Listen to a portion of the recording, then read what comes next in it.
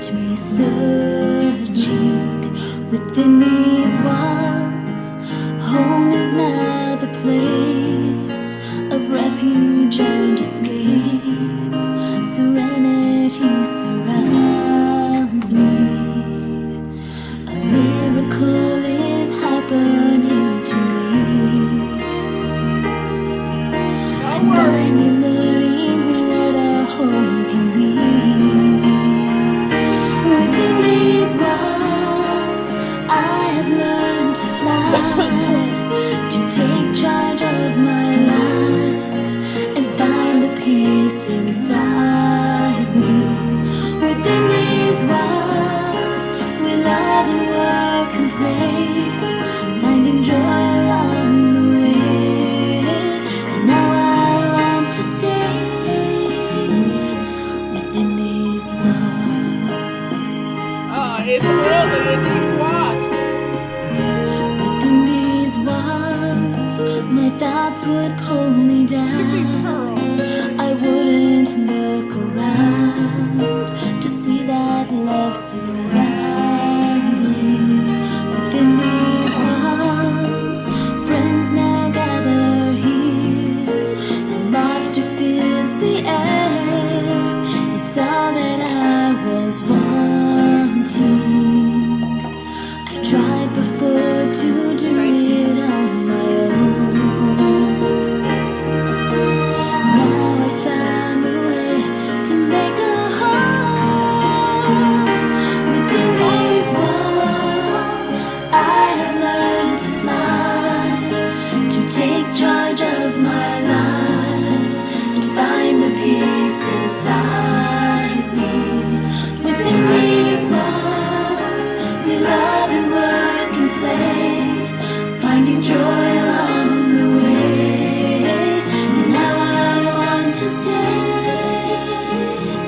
within these walls. Okay, folks.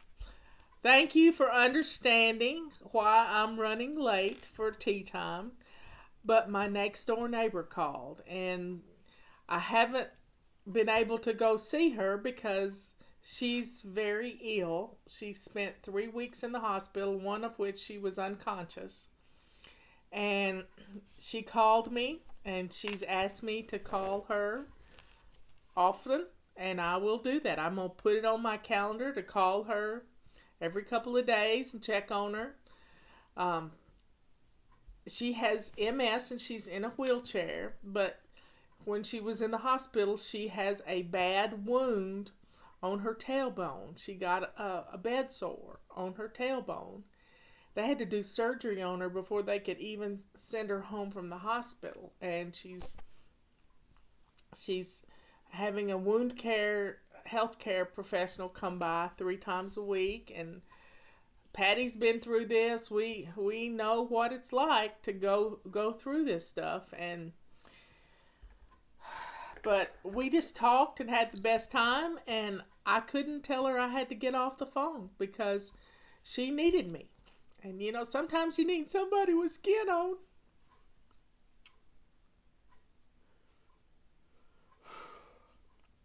Sometimes you need somebody with skin on to talk to.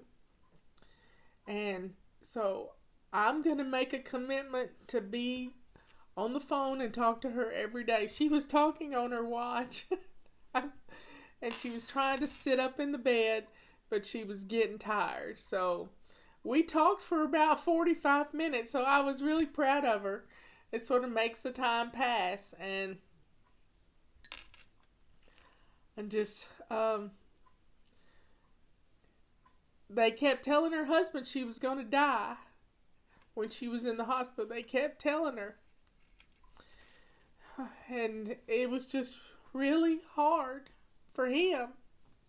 He's an active man. He is a he's a retired police officer from LA. And he was a firearms instructor. And he is a great man. And they've been married a long time.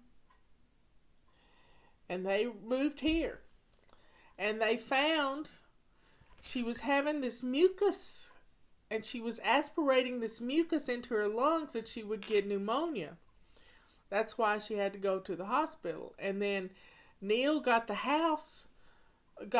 duck people to come by and clean the ducts, and they found that one duct was not sealed well in the attic, and that duct was sucking in all the dust from the attic. So if you got a chance, get your ducts cleaned, get your ducks in a row, get your ducts cleaned, and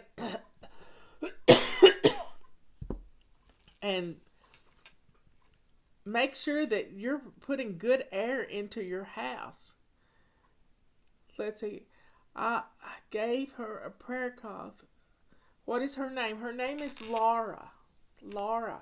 And she is a beautiful soul. She's had MS for 20 years or more. And she is a fighter. I'm telling you, she is a fighter. So, folks, we just talked about everything. Just everything. We talked about the deer that runs between my house and hers, and Tulip, and a dog we used to have that protected the little girls that used to live in the house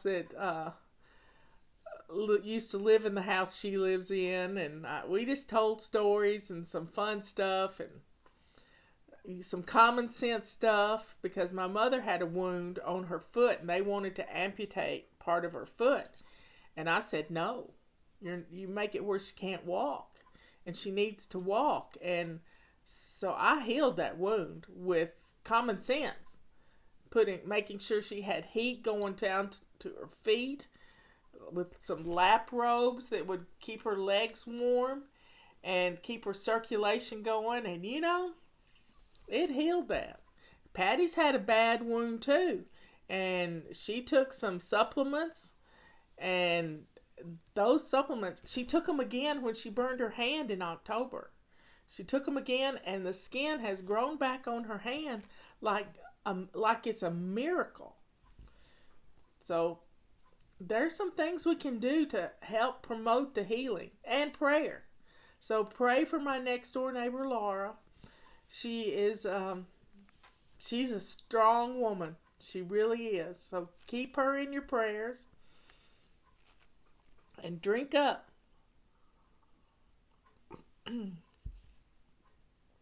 Scott Adams is in Bora. He's on his honeymoon. He and his wife went to Bora Bora. Now, I looked it up on a map. It's south of Hawaii, a little bit closer in than Hawaii is to us, but it's down South America level. And they went to Bora Bora. It took them 24 hours or more to get there. 24 hours or more to get there. And I just can't imagine taking that long. They had to take a plane to Tahiti, and then take another plane, and then take a boat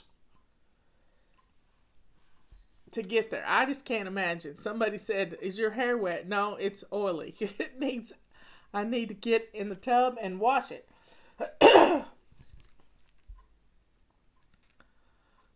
Bora Bora is a dream vacation. Well, Bora Bora looked like it's an atoll. And I'd have to look up in my geography facts, but I think it's the top of an old volcano, is what a defunct volcano is what I think it is. It's kind of interesting. I looked the map up. It's a circle of little islands. So Scott was giving us a little tour this morning. We watched the sunrise in Bora Bora, and he's going to have some good weather because it was a beautiful sunrise, not red. When it's a red sunrise, that means sailor take warning. You always can tell. If it's a bright red sunrise, you're going to get a storm. And so we need to be thankful. Thankful that we have the ability to get out of bed. And we have the ability to turn over in bed. And we have the ability to pick up the phone and call somebody. So if you know somebody that is suffering with pain and anguish and not feeling very useful, pick up the phone and call them. Because right now we're all suffering with the depression that comes from being locked away. And I know some people don't believe that this COVID thing has been real. I believe it. I believe it. I watch the numbers every day. I watch the numbers every single day. And if you live in the Northwest, well, the Midwest, Minnesota, Wisconsin, Michigan, Nebraska, Iowa, you're seeing some numbers drop. And that's a good thing. Hopefully it's going to start happening in other places. This vaccine is getting out there, and I don't care whether you believe in vaccines or don't believe in vaccines. The more people that get vaccinated, the better it's going to be for those people who can't take a vaccine. Because I know people who can't take a vaccine. My sister Patty can't take a vaccine, and my friend Tammy can't take a vaccine.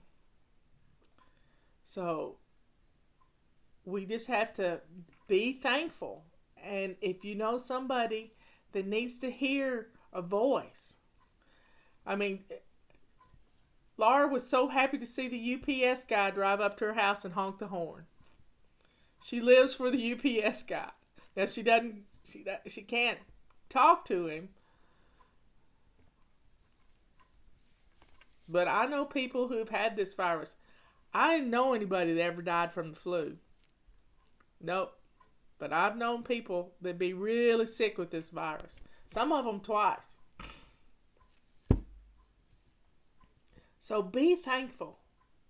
Be thankful for your health. Take care of yourself. Do what you have to do to bless others, and do a good deed every day for someone. And it could be just as simple as picking up the phone. So I'm going to set an alarm on my phone to call my next door neighbor and check on her. And I'm talking to me about doing this. I keep up with, when she was in the hospital, her husband would post on a thread on Facebook. And I kept up with that, everything that happened to him. We live in a nice little place. He was having to go in and out of the hospital, and he was needing a protein drink. And he needed some protein, and he went out because he's a bicyclist, and he went out to the car to get a protein bar, and he left his hatch up. And he goes back in the hospital, and he hears an announcement saying, so-and-so license plate such and such has left their hatch up. Nobody took anything.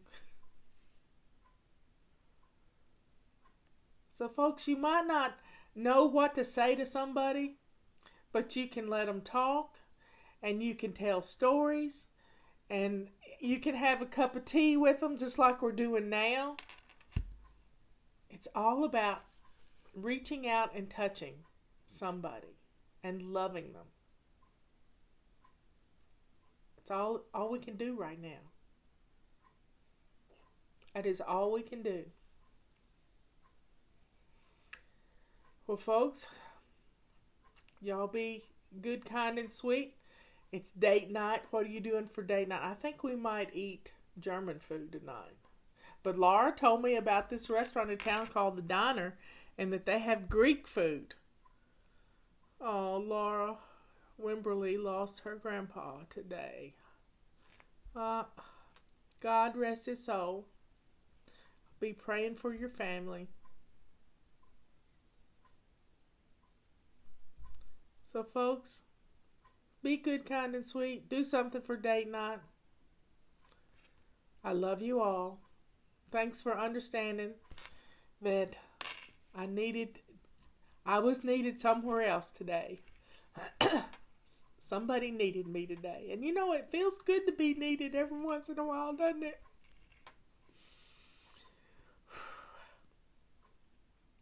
Feels good to be needed.